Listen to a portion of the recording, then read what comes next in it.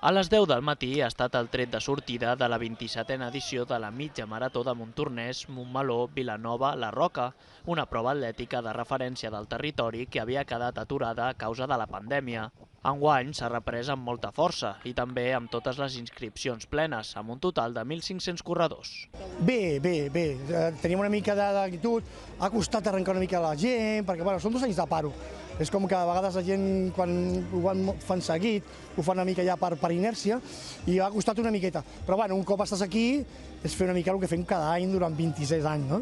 Per tant, al final jo crec que no ha hagut problemes, les incidències han sigut mínimes, i contents de tornar.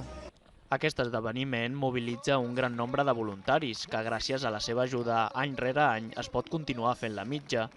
Des dels avituallaments, els que preparen els lots, les llebres i també els ciclistes que acompanyen els primers classificats. También soy corredor y bueno, es experimentar el hacer la mitja de otra forma. Ho faig perquè m'agrada molt el ciclisme i tinc un amic, el Julio, el Quintanilla, que em va dir: vols acompanyar una de les dones de la mitja? I vaig dir que sí, és molt xulo perquè la gent anima molt i quan veu passar, aquest any portava la primera dona, quan veu la gent passar la primera dona l'anima moltíssim, no? Vinga, va, vinga!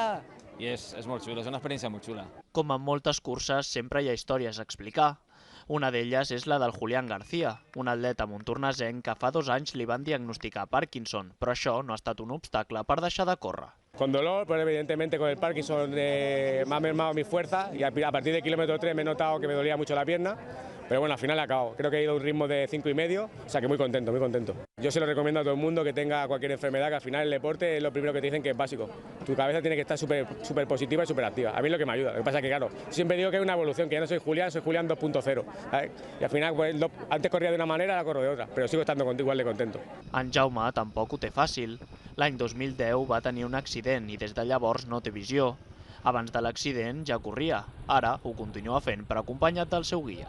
Una corda i coordinem l'abraçada i me va dient les indicacions. Si n'hi ha alguna cosa que impedeix córrer, doncs algun bony a la carretera o algun gir, doncs me lo va dient.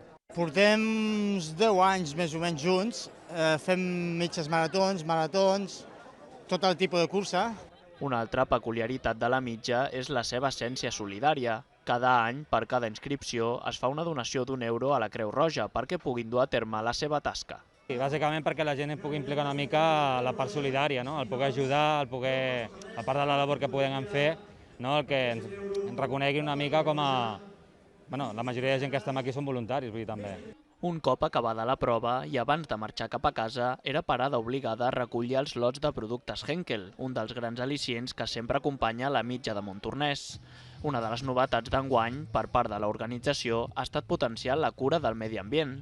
Aquest diumenge es farà una jornada de neteja de l'entorn al voltant de la zona de sortida i arribada de la cursa.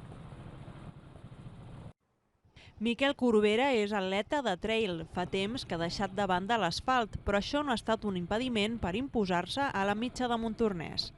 Des del primer moment, Corbera s'ha situat en primera posició i ha anat agafant distància de la resta de corredors fins al final del recorregut. La meta l'ha passat amb un temps d'1 hora, 8 minuts i 1 segon. I els últims 7-8 quilòmetres els he fet cada rotllo sobre 3, 2,55, era aquest el ventall. Ja que no tocava asfalt des de fa uns 3 mesos, i que les sensacions han sigut bones, o sigui que m'estic content de no perdre el ritme mentre estic entrant a muntanya, que això és gràcies a la preparació de l'Esteban. El segon classificat ha arribat 3 minuts i mig per darrere de Corbera.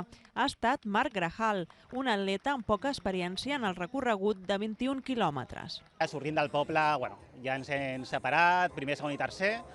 Intentem mantenir el ritme i la veritat que bé. També gràcies que tornant aquí a Montornès, als últims 10 quilòmetres, la gent animava quan es trobàvem i la veritat que molt bé. Molt bon ambient i la veritat que bé. Raduan, guanyador de l'última edició de la mitja, ha assolit la tercera posició, amb un temps d'1 hora, 12 minuts i 44 segons. Ya ganó la carrera 2 veces aquí en la mitja de Montornès. Este año estoy contento para estar con los 3 primeros.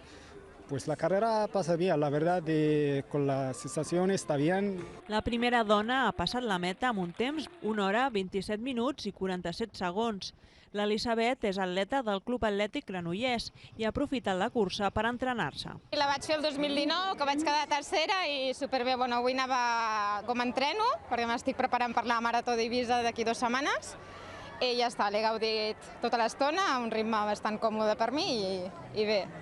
La Susana també s'està preparant la Marató d'Eivissa i ha aprofitat l'ocasió per sumar quilòmetres. La setmana passada vaig fer Santa Coloma, la Colomenca, i vaig quedar primera, però amb 1 hora 32, i volia fer 1 hora 30 i ho he aconseguit.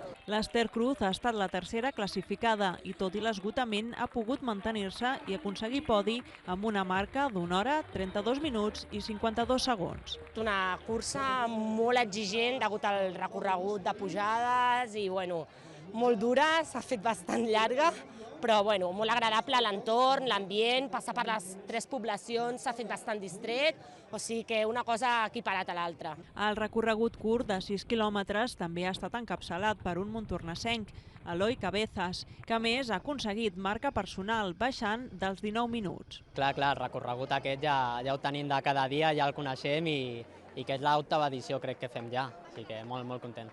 La guanyadora, Irene Perales, ha tingut molt bones sensacions i també ha aconseguit rebaixar els 24 minuts, fent un temps de 22 minuts i 24 segons. Sí que es corre molt fàcil els primers quilòmetres, però quan et trobes la pujada, si has corregut massa al principi, ho pagues una mica.